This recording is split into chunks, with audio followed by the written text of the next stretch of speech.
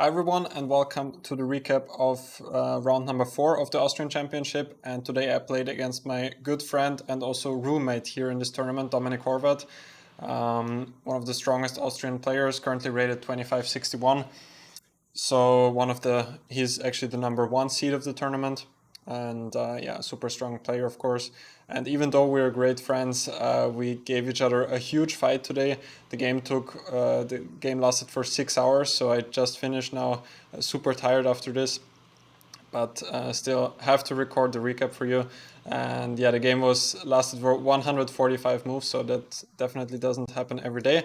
So let's jump right into it. I was black, he played e4, e5, knight f3, knight c6, d4, and I prepared for some sidelines, but did not prepare for this one specifically. I checked the Scotch, for example, and certain other things, but this line I completely forgot to check. I played knight f6, which is one of the main moves here, and he went e5 and now knight e4. d5 is also a possibility here, but it wasn't that familiar with this. After bishop b5, knight e4 is one line, knight takes d4, bishop c5. This is some theory here. Also knight d7 is possible when there is this pretty cool idea here. Where was it? Castle, bishop e7, bishop c6, bc6, knight d4, and now knight b8 is a nice idea, and then c5 is coming. I remember this, but I was sure he was prepared for this. So I went knight e4, which I already played a couple of times, bishop d5 now. If he would castle, then I would get d5, and I guess I'm pretty okay here after e d6, knight d6. So he went bishop d5, knight c5, and now c3. And here, I mean, he was playing very fast, and I was scared to take here. And after knight c3, I am a pawn up, but he has pretty good compensation here, and I did not intend to walk right into his preparation here. So I went d3, not aiding his development just yet. Bishop e3, bishop e7, castle, castle, b4, pretty standard now. He has to get rid of my knight here on c5. He could also take, I guess, and go queen d3, but I thought after d6 that the position is just equal here. Everything is getting traded off in the center. So after b4, knight e6, the only square for the knight, b5, knight a5. Now my knight on a5 is kind of a problem, but at least I hope that later on it would find back in the game, which then happened. Queen takes d3, d6.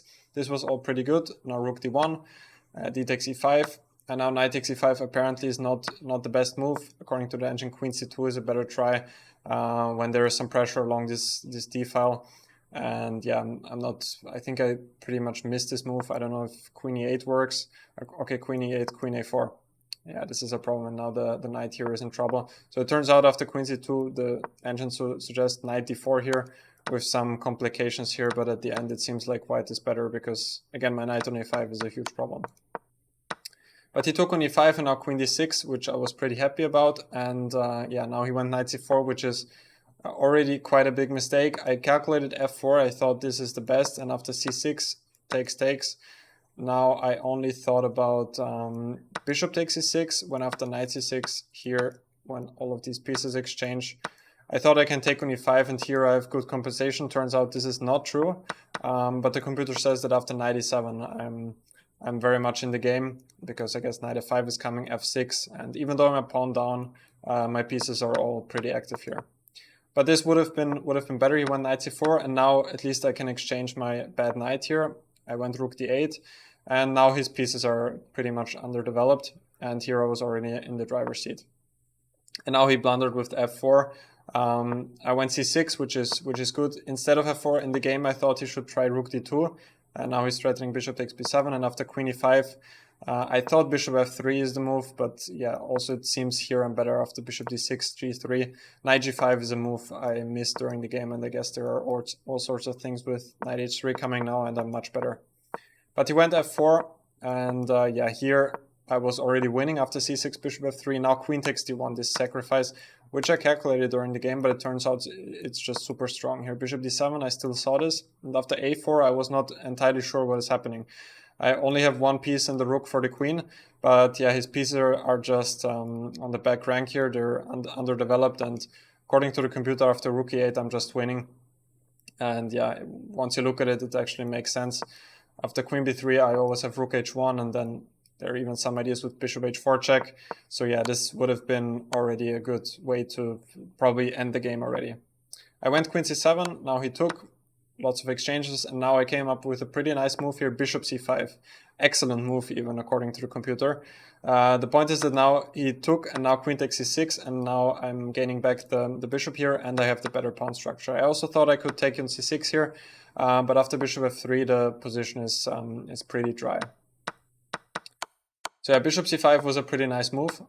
He took, queen takes c6, and now I gained back the piece, and now I have this better pawn structure here. The position should be equal, but he's definitely the one who has to watch out. And a couple of moves later here, bishop f3 was already an inaccuracy, even though it's very logical. Yeah, he already ran into some trouble here. Knight d4, it seems like is the best move, but some position like this is always unpleasant because the pawn on c4 is weak, and if he takes here, I could even take back with the f-pawn, and this knight on c5 is just super strong. According to the engine, it's equal, but practically not that easy. When bishop f3, rook c8, he took, and now my pieces are just way more active, and after rook d1, g6, here again I was winning after rook a8, which was a big mistake. In this position, the computer says bishop d5 is better, and here I'm better in this position, but lots of pieces exchanged and white has good drawing chances. But yeah, rook a8 was a blunder, and now knight c3 again was a mistake. Knight b6 would have been much stronger, and he cannot take because of this pin here. Yeah, one knight c3, and now rook takes a7 was again a huge mistake, but his position was already very tough here. And now rook c7 was strong. Now I got this pin here, and after knight a5, I took on a2, which was just a huge misstep. I should go knight e4, which I completely missed, or bishop d5. I think is also pretty good. With the point, which again I missed after rook a6. I have bishop takes b7, rook a7, and now knight e4. And whenever he takes on b7, there's checkmate on c1. And if he does something like g3, now I can just I could go knight d6 and breaking this pin here, or just move the rook and then move the bishop. So yeah, bishop d5 or knight e4. Knight e4 is actually even more logical. I'm not sure why I didn't play this. Now I'm threatening rook c1 mate again.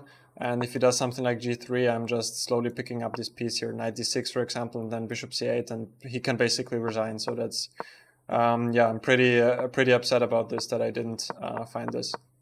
Instead, I took on a2, and still, now he played rook a8, and I managed to have some advantage still in this endgame. I'm a pawn up, but now it's quite drawish, but he gave me another chance here by playing bishop c6. Rook c8 would have been the best defense here, trying to exchange rooks.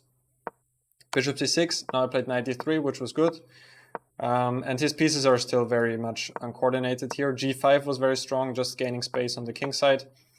And now it was the 39th move, so it was the 40th move, so I didn't have so much time, and then I played h4, which was probably my last chance in the game, which I missed by playing rook c3. This would have been strong.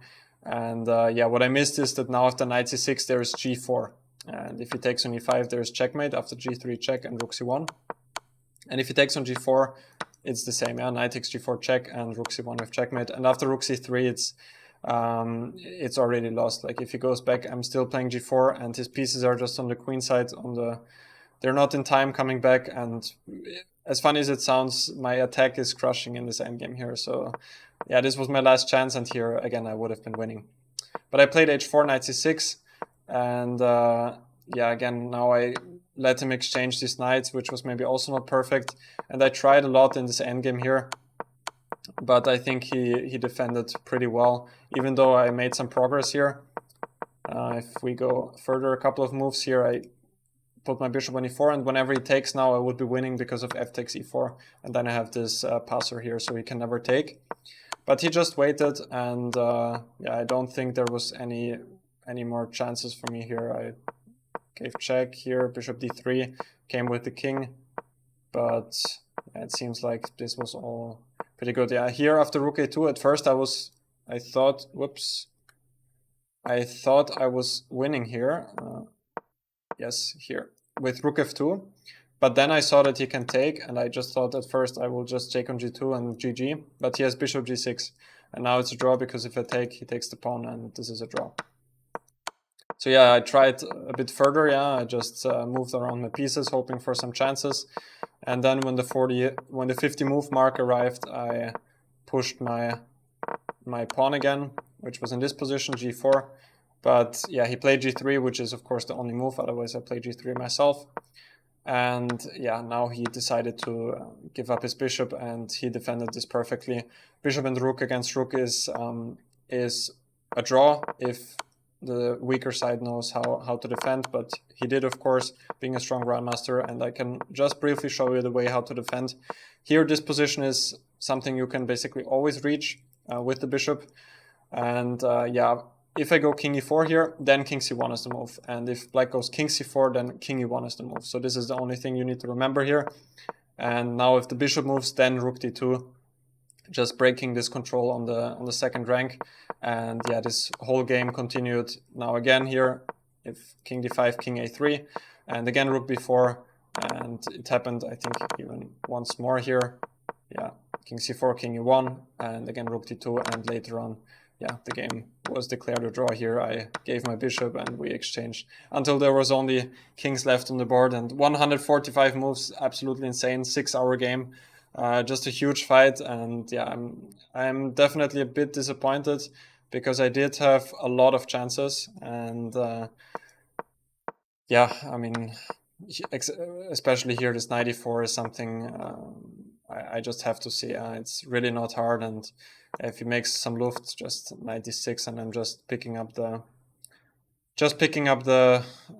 piece. Yeah, so this is really a pity, but yeah, there's nothing I can do. Tomorrow is the next round. I'm still, I think, in shared first place. So yeah, thank you guys for watching. You can follow me on my socials as usual on Instagram, Twitter. You can check out my website, felixblueberger.com. And until then, see you next time.